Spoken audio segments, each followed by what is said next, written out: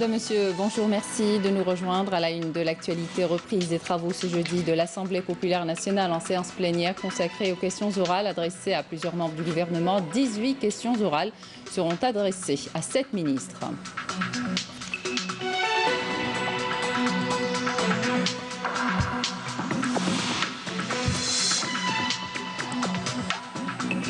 Le gouvernement poursuit ses efforts pour faire face au risque de propagation du Covid-19 avec l'installation de la cellule opérationnelle chargée d'investigation et de suivi des enquêtes épidémiologiques. À sa tête, le professeur Mohamed Belhoussine, membre du comité scientifique de suivi de l'évolution de la pandémie de coronavirus.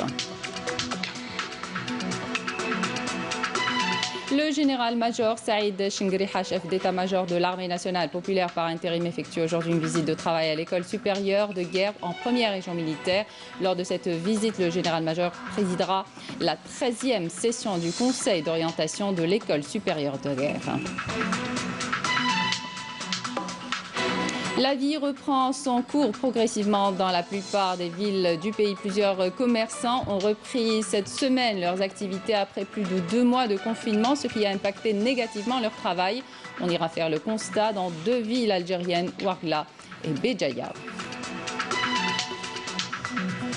Bienvenue à tous. Nous entamons cette édition avec l'actualité parlementaire. Reprise des travaux ce jeudi à l'Assemblée populaire nationale en séance plénière consacrée aux questions orales adressées à plusieurs membres du gouvernement. 18 questions orales seront adressées à 7 ministres.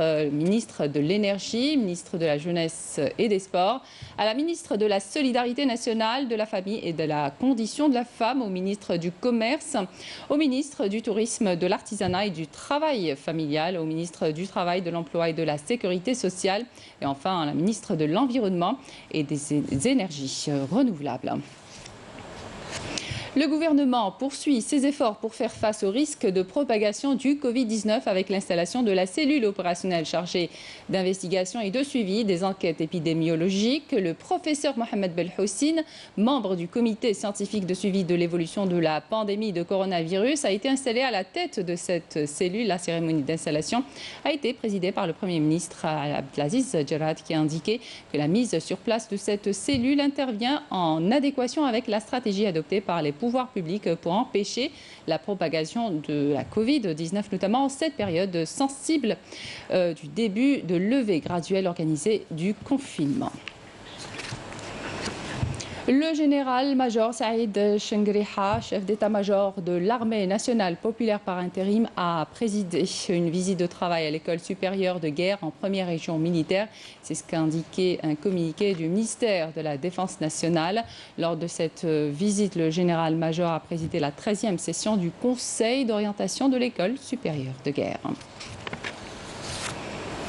Le bilan du coronavirus a évolué dans le pays. 102 nouveaux cas confirmés, 123 guérisons ont été enregistrées et 8 décès sont à déplorer. Le bilan complet par Jamel Foura, le porte-parole du comité scientifique de suivi de l'évolution de la pandémie du coronavirus. Je vous propose de l'écouter.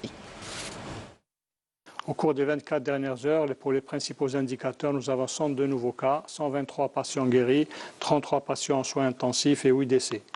Avec les 102 nouveaux cas, le total cumulé des cas confirmés à ce jour est de 10 484, soit une incidence de 24 cas pour 100 000 habitants. Nous voyons que 29 wilayas ont une incidence inférieure à la moyenne nationale et 19 wilayas ont une incidence supérieure à la moyenne nationale, sachant que 15 wilayas n'ont pas notifié de cas au cours des 24 dernières heures. Concernant les décès, nous avons malheureusement enregistré 8 nouveaux décès au cours des 24 dernières heures, portant ainsi le nombre cumulé de décès à 732. Et 75% des décédés sont âgés de 60 ans et plus. Concernant les patients guéris et qui ont quitté les établissements hospitaliers, nous avons un total cumulé de 7074, dont 123 sont guéris et ont quitté les structures hospitalières au cours des 24 dernières heures. Concernant les patients qui ont bénéficié du traitement à ce jour, leur nombre est de 20 904, dont 9 114 cas confirmés au laboratoire et 11 790 cas probables à l'imagerie médicale. Pour ce qui est des soins en réanimation, nous avons actuellement 33 patients en soins intensifs. Et pour terminer, nous exhortons toujours nos concitoyens à rester vigilants et également de se conformer à l'obligation du port du masque en toutes circonstances. C'est un comportement responsable et envers la société, et envers toute leur famille et même pour leur propre santé. Une première opération de distribution de masques de protection a été lancée à Alger au profit des habitants des deux communes circonscriptions administratives, à savoir El Harrach et El Mohammedia, et ce dans le cadre d'un vaste programme touchant les différentes circonscriptions administratives, lequel vise à sensibiliser et inciter les citoyens à porter ces masques comme mesure préventive obligatoire à même de réduire l'infection par le nouveau coronavirus. Zohir Btash, Karim Haïfa. Cette première opération de distribution de masques depuis la place de la commune d'El Harrach et devant un centre commercial de Mohammedia a touché 10 000 habitants des deux communes, et ce dans le but de les sensibiliser à l'obligation de porter un masque, seul rempart à l'heure actuelle contre la propagation du Covid. L'initiative vient d'une association caritative qui a déjà fourni 2 millions de masques au niveau national, dont 200 000 ont été attribués à la wilaya d'Alger uniquement, lesquels seront distribués par étapes dans toutes les circonscriptions administratives. 2 wilayas déléguées seront concernées chaque jour par la distribution de ces masques avec l'aide des autorités locales, et ce dans les marchés, les rues, les magasins et surtout dans les zones où les habitants n'ont pas accès à ces masques. J'espère que cette association ne s'arrêtera pas là, avec d'autres actions dans l'avenir. C'est bien que ces bavettes soient disponibles partout, comme ça tout le monde pourra les porter et se protéger. Je remercie ces associations pour le bien qu'ils font. La levée du confinement partiel qui a permis à certains commerçants et artisans d'exercer leur travail à partir du 7 juin requiert un redoublement d'efforts afin d'inciter leurs clients à porter le masque, devenu, faut-il le préciser, obligatoire, d'autant que ces masques sont aujourd'hui disponibles en quantité importante.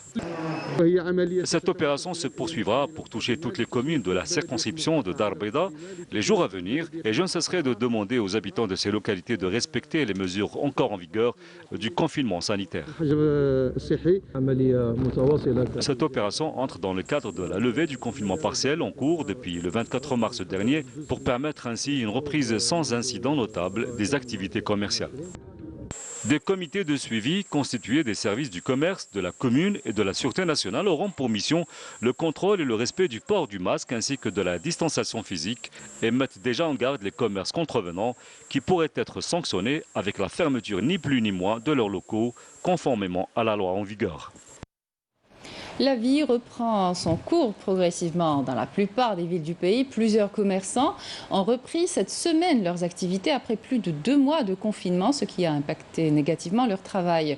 Aujourd'hui, la situation exige un haut sens de responsabilité de la part des commerçants ou des consommateurs, tous appelés à respecter les mesures de prévention sanitaire. C'est ce que nous avons constaté à Ouargla et à Béjaïa. Nassima Imboul. Après 3 mois de suspension de la majorité de l'activité commerciale en Algérie, les habitants de la wilaya de Ouargla, à l'instar de l'ensemble des autres wilayas du pays, se préparent à une reprise graduelle de certaines activités avec un respect rigoureux des mesures sanitaires imposées. Chaque commerçant doit respecter les mesures de prévention en portant le masque protecteur et en utilisant le gel hydroalcoolique, tout en imposant les autres mesures sanitaires qui le protègent, lui et les clients, s'il veut bien sûr reprendre son activité.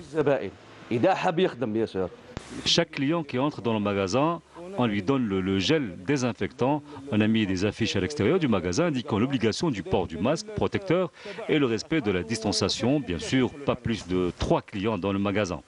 Même constat dans la wilaya de Béjaïa, la reprise constitue une bouffée d'oxygène aussi bien pour les commerçants que pour les clients. Ici, les travailleurs ont repris leur activité avec beaucoup de volonté. Ils ont l'impression de retrouver une vie normale. On travaille sans avoir de lieu où manger. L'ouverture des fast-foods est une bonne initiative. La reprise partielle de l'activité commerciale à travers le territoire national nécessite une prise de conscience du citoyen par le respect total des mesures de protection et d'hygiène afin de juguler la propagation de la Covid-19 pour un retour à la normale. Une cérémonie a été organisée hier par l'APC d'Alger Centre en hommage aux héros en blouse blanche en première ligne face à l'épidémie de Covid-19 qui frappe le pays depuis plusieurs mois. Il faut le rappeler, 19 décès ont été enregistrés parmi le personnel soignant. Un geste de reconnaissance pour tous leurs efforts. Raouf Hamouche. Ils sont en première ligne de la lutte contre la pandémie du nouveau coronavirus.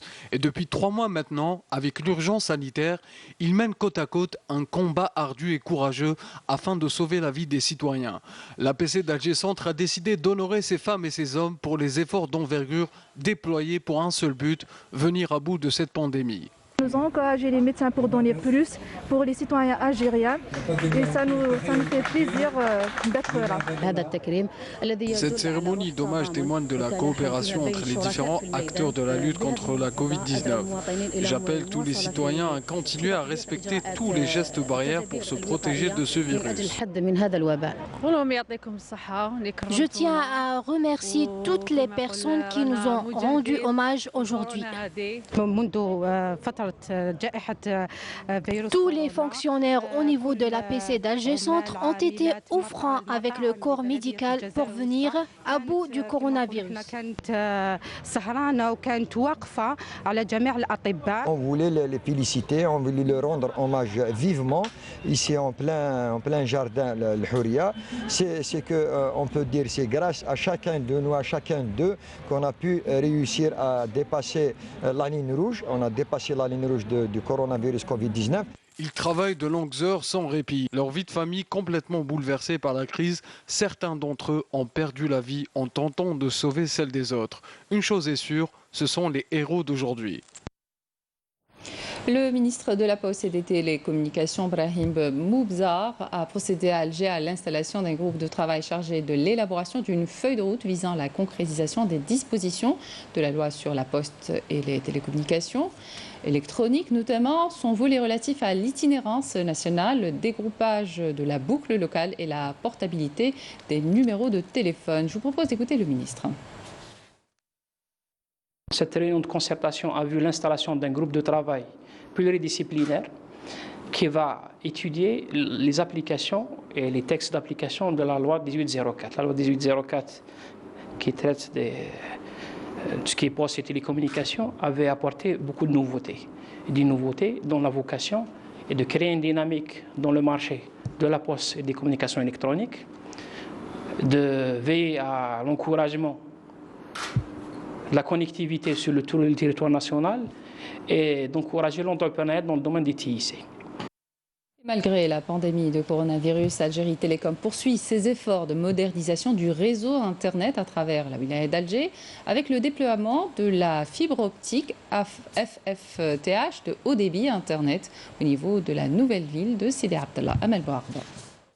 Les habitants de la ville de Sidi Abdallah bénéficient désormais de l'Internet à haut débit grâce à la connexion au réseau de la fibre optique FTTH ou la fibre à domicile. Cette technologie assure une connexion rapide et stable ainsi qu'un service de qualité. Cette technologie permet à nos clients de bénéficier d'un haut débit Internet qui peut atteindre jusqu'à 100 MB par seconde. Nous allons généraliser cette technologie à toute la ville de Sidi Abdallah. Les abonnés d'Algérie Télécom ont salué la qualité du haut débit Internet, notamment en cette période de confinement sanitaire où l'accès rapide aux nouvelles technologies est une nécessité. Algérie Télécom. C'est une cité intelligente, on commence à avoir un peu de l'intelligence. Alhamdoulilah, avant le confinement, c'était pas évident باش يشدوهم درك هاتيك كنا بلي كلي هاي خلصت هاي جات هاي راحت هاي في مشاكل عندي انا فمالات باش نلهيه بها c'était pas évident. C'est une bonne chose car avec le confinement sanitaire et le télétravail, nous avons besoin d'une connexion stable et rapide. Algérie Télécom compte généraliser la fibre optique à toute la wilaya d'Alger dans le cadre des travaux de modernisation du réseau filaire en cuivre qui est actuellement en état de vétusté. Voilà qui termine cette édition. Merci de votre attention. Tout de suite, les prévisions météo avec Amel Laribi et puis l'information continue sur les liens qui s'affichent sur votre petit écran. Excellente suite de programme sur Canal Algérie et à demain.